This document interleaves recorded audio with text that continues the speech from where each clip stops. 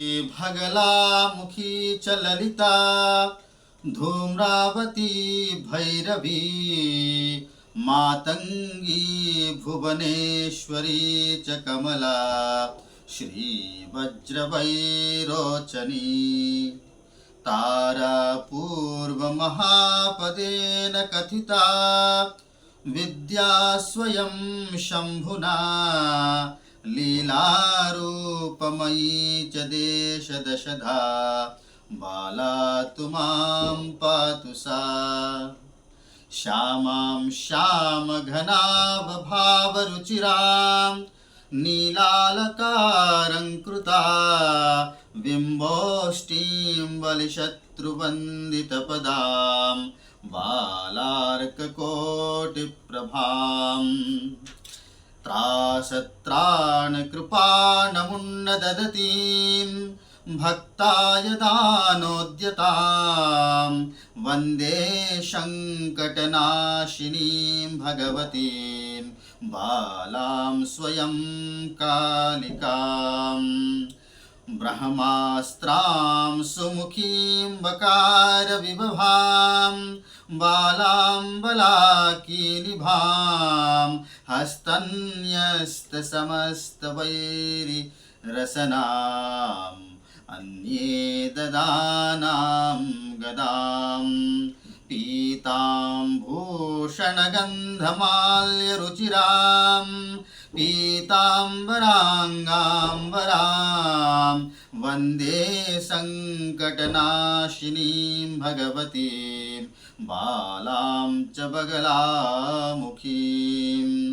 बालार्कश्रुतिभास्करां त्रिनयनां मन्दस्मितां सन्मुखीं वामे पाशधनुर्धरां सुविभवां बाणं तथा दक्षिणे पारावारविहारिणीं परमयीं पद्मासने संस्थितां वन्दे सङ्कटनाशिनीं भगवतीं बालां स्वयं षोडशीं दीर्घां दीर्घकुचामुदग्रदशनां दुष्टच्छिदां देवतां क्रव्यादां कुटिलेक्षणां च कुटिलां काकध्वजां क्षुत्कृशां देवीं शूर्पकरां मलिनवसनां तां पिप्पलादार्चितां बालां सङ्कटनाशिनीं भगवतीं ध्यायामि धूमावतीम् उद्यतकोटिदिवाकरप्रतिभटां बालार्कभाकर्पटां मालापुस्तकपाशमङ्कुशधरां दैत्येन्द्रमुण्डस्रजां पीनोत्तुङ्गपयोधरां त्रिनयनां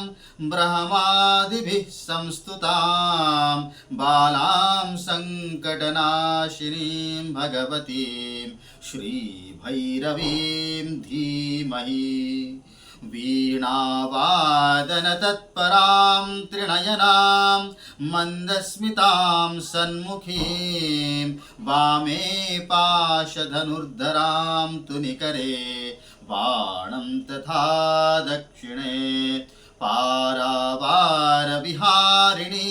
परमयीं ब्रह्मासने संस्थितां वन्दे सङ्कटनाशिनीं भगवतीं मातङ्गिनीं बालिकाम् उद्यत्सूर्यनिभां च इन्दुमुकुटां इन्दीवरे संस्थितां हस्ते चारुवराभयं च ददतीं पाशं तथा चाङ्कुशं चित्रालङ्कृतमस्तकां त्रिनयनां ब्रह्मादिभिः सेवितां वन्दे सङ्कटनाशिनीं भुवनशीं आदिबलां भजे देवीं काञ्चनसन्निभां त्रिनयनां फुल्लारविन्दस्थितां बिभ्राणाम्बरमब्जयुग्मसभयं हस्तैः किरीटोज्ज्वलां प्रालेयाचलसन्निभैश्च करिभिः आशिञ्च्यमानां सदा बालां सङ्कटनाशिनीं भगवतीं लक्ष्मीं भजे चेन्दिरां सच्छिन्नां स्वशिरो विकीर्णकुटिलां वामे करे बिभ्रतीं तृप्तास्य स्वशरीरजैश्च रुधिरैः सन्तर्पयन्तीं सखीं सद्भक्ताय वरप्रदाननिरतां प्रेतासनाध्यासिनीं बालां सङ्कटनाशिनीं भगवतीं श्रीछिन्नमस्तां भजे उग्रामेकजटामनन्तसुखदां दुर्वादलाभामजां कर्त्रीखड्गकपालनीलकमलान् हस्तैर्वहन्तीं शिवां कण्ठे मुण्डस्रजां करालवदनां कञ्चासने संस्थितां वन्दे सङ्कटनाशिनीं भगवतीं बालां स्वयं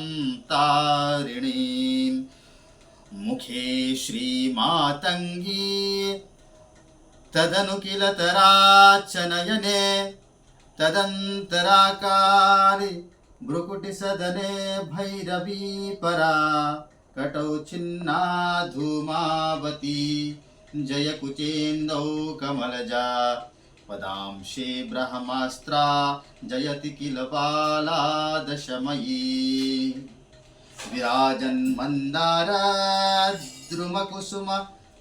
द्रुमकुसुमहारस्तनतटी